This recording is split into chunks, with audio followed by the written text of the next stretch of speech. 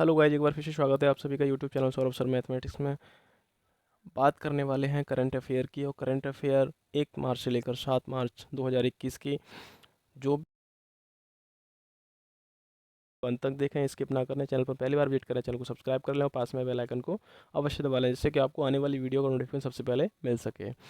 Start करते हैं दोस्तों। हाल ही में किस राज्य सरकार ने सर्वोच्च न्यायालय से अपील की है कि उसे कोविड-19 महामारी से कमजोर हो चुकी अपनी अर्थव्यवस्था को पुनः सुदृढ़ करने के लिए अरावली हिल्स में उत्खनन करने की अनुमति दी जाए? तो ऐसा राज्य पहला हरियाणा राज्य है जिसने अनुमति मांगी है सर्वोच्च न्यायालय से कि उसकी बिगड़ी हुई अर्थव्यवस्था, जो कि कोरोना काल में बिगड़ी हुई है कोविड-19 के कारण, उसको सुदृढ़ करने के लिए अरावली हिल्स में उत्खनन करने की अनुमति मिल सके। नेक्स्ट आता है, हाल ही में केंद्रीय स्वास्थ्य एवं परिवार कल्याण मंत्री ने वर्चुअल माध्यम से किस शहर में ग्लोबल बायो इंडिया 2021 के दूसरे संस्करण का उद्घाटन किया है? तो केंद्रीय स्वास्थ्य एवं परिवार कल्याण मंत्री ने नई दिल्ली में ग्लोबल बायो इंडिया 2021 के दूसरे संस्करण का उद्घाटन किया है।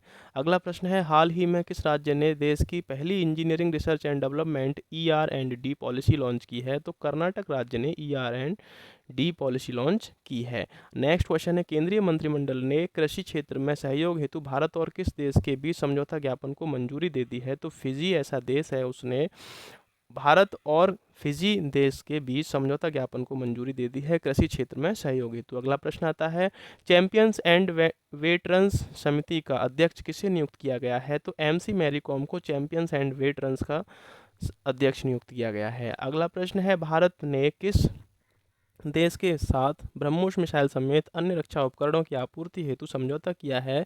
तो फिलीपींस के साथ में भारत ने ब्रह्मोस मिसाइल समेत अन्य रक्षा उपकरणों की आपूर्ति हेतु समझौता किया है। नेक्स्ट है, श्रीलंका ने कोलंबो बंदरगाह के वेस्टर्न कंटेनर टर्मिनल के विकास करने का ठेका किस देश को दे दिया है? तो भारत देश को कोलंबो बंदरगाह के वेस्टर्न कंटेनर टर्मिनल के विकास का ठेका मिला है। अगला प्रश्न है, T20 इंटरनेशनल क्रिकेट में युवराज सिंह के बाद लगातार 6 गेंद पर 6 छक्के मारने वाला विश्व का दूसरा खिलाड़ी जो बन गया है वह कौन है? तो कीरन पोलार्ड विश्व का दूसरा खिलाड़ी है जो कि T20 इंटरनेशनल क्रिकेट में 6 गेंद पर 6 छक्के जड़े हैं। नेक्स्ट क्वेश्चन है, केंद्र सरकार ने साल 2035 तक समुद्री परिवहन क्षेत्र में कितने अरब डॉलर निवेश करने की घोषणा की है? तो 82 अरब डॉलर समुद्री परिवहन क्षेत्र में निवेश करने की घोषणा की है 2035 तक। अगला प्रश्न है, उड़ीसा के मुख्यमंत्री नवीन पटनायक ने राज्य में अनुसूचित जाति और अनुसूचित जनजाति के छात्रों की छात्रवृत्ति के लिए कितने करोड़ रुपए को मंजूरी दे दी है? तो इसमें 101 करोड़ रुपए को मंजूरी दे दी है अनुसूचित जाति और अनुसूचित जनजाति के छात्रों के लिए। नेक्स्ट है, वह भारतीय पहलवान जिसने हाल ही में महिलाओं के 53 किलोग्राम वर्ग के स्वर्ण पदक जीता है? तो वीनेस फोगाट ने 53 किलोग्राम में स्वर्ण पदक जीता है। अगला प्रश्न है, संसद टीवी के पहले मुख्य कार्यकारी अधिकारी के रूप में किसे नियुक्त किया गया है? तो रवि कपूर को नियुक्त किया है। नेक्स्ट है, ये संसद टीवी से आपको संसद टीवी, राज्यसभा टीवी और लोकसभा टीवी दोनों के विलय होने के बाद में संसद टीवी का नाम रखा है। नेक्स्ट आता है, विश्व वन्यजीव दिवस कब मनाया जाता है? तो विश्व वन्यजीव दिवस 3 मार्च को मनाया जाता है। अगला प्रश्न है, किस राज्य के प्रसिद्ध संगीतकार बलदेव शरण नारंग का हाल ही में दिल का दौरा पड़ने से निधन हो गया है? तो पंजाब राज्य के संगीतकार थे ये, इनका दिल का दौरा पड़ने से निधन हो गया है। अगला प्रश्न है, हाल ही में किस राज्य सरकार ने निजी क्षेत्र की नौकरियों में 75% राज्य के युवाओं के लिए आरक्षण को मंजूरी प्रदान कर दी है? तो हरियाणा राज्य सरकार ने 75% राज्य के युवाओं के लिए आरक्षण को मंजूरी दे दी है। अगला प्रश्न है, राज्यसभा और लोकसभा टीवी के विलय के बाद इसे यह नाम दिया गया है? तो संसद टीवी इसको नाम दिया गया है।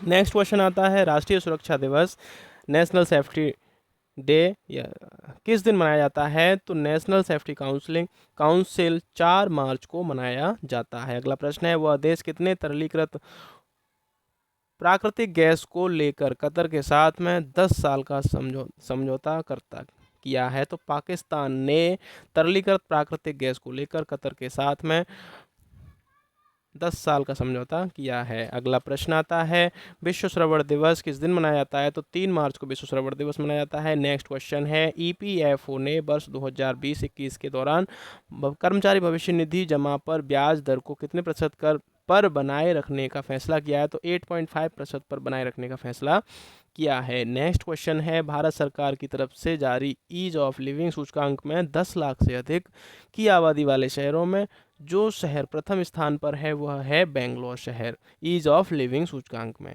नेक्स्ट क्वेश्चन है, चीन ने पिछले वर्ष के अनुसार अपने रक्षा बजट में कितने प्रतिशत की बढ़ोतरी की है, तो 6.8% की बढ़ोतरी की है। अगला प्रश्न है, दक्षिण अफ्रीका क्रिकेट बोर्ड ने किसे टेस्ट टीम का नया कप्तान बनाया है, तो डीन एल्गर को नया कप्तान बनाया है साउथ अफ्रीका क्रिकेट बोर्ड ने।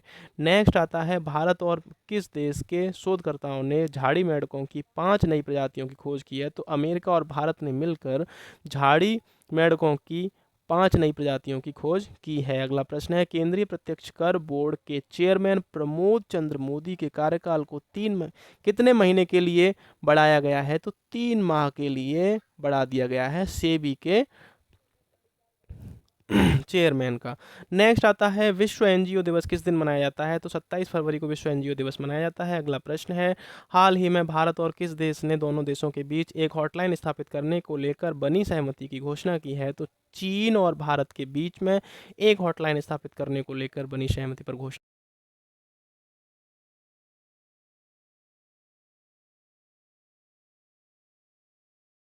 प्रक्षेपण किया है, तो 18 उपग्रहों का सफल प्रक्षेपण किया है। नेक्स्ट क्वेश्चन है, यूक्रेन की राजधानी कीव में चल रहे आउटस्टैंडिंग यूक्रेनियन रेसलर्स और कोचेज मेमोरियल टूर्नामेंट में गोल्ड मेडल किसने जीता है, तो वीनेस फोगाट ने गोल्ड मेडल जीता है यूक्रेन की राजधानी कीव में।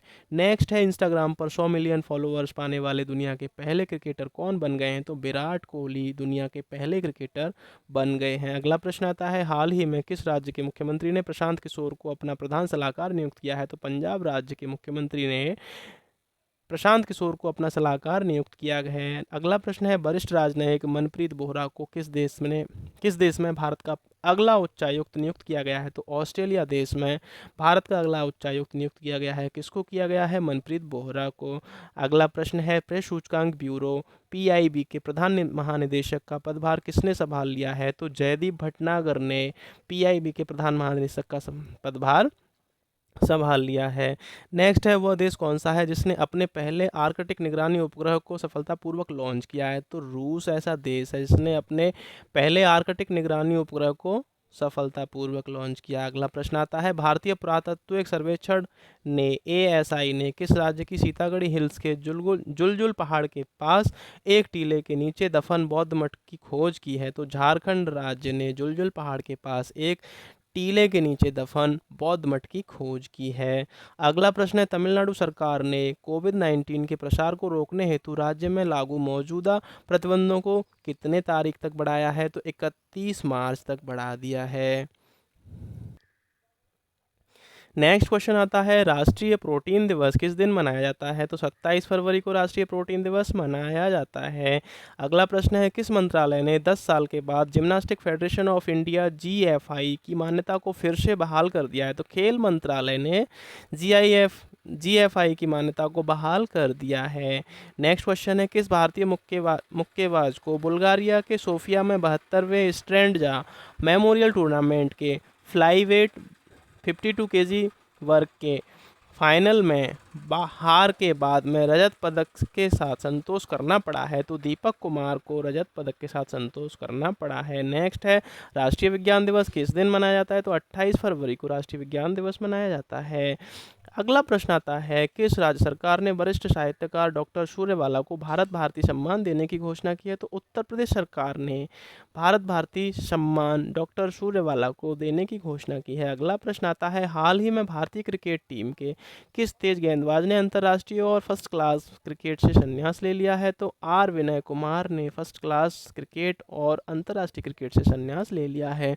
नेक्स्ट क्वेश्चन आता है, global anti terrorist watchdog financial action task force FATF ने किस देश को जून 2021 तक ग्रे लिस्ट में बनाए रखने का फैसला किया है, तो पाकिस्तान देश को task force watchdog financial task force ने जून 2021 तक ग्रे लिस्ट में बनाए रखने का फैसला लिया है। अगला प्रश्न आता है, शून्य भेदभाव दिवस किस दिन मनाया जाता है, तो 1 मार्च को शून्य भेदभाव दिवस मनाया जाता है। अगला प्रश्न आता है आपका, तो यह थे दोस्तों 1 मार्च से लेकर 7 मार्च तक के करंट अफेयर के क्वेश्चंस जो कि बहुत ही महत्वपूर्ण हैं आने वाली परीक्षाओं में।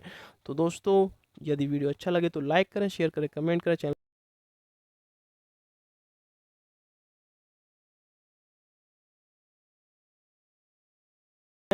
तो आप डिस्क्रिप्शन बॉक्स में दिए गए टेलीग्राम चैनल को ज्वाइन कीजिए, उस पर आपको इसका PDF मुफ्त मिलेगा। तो दोस्तों मिलते हैं नेक्स्ट वीडियो में, तब तक के लिए नमस्कार, टाटा, बाय बाय।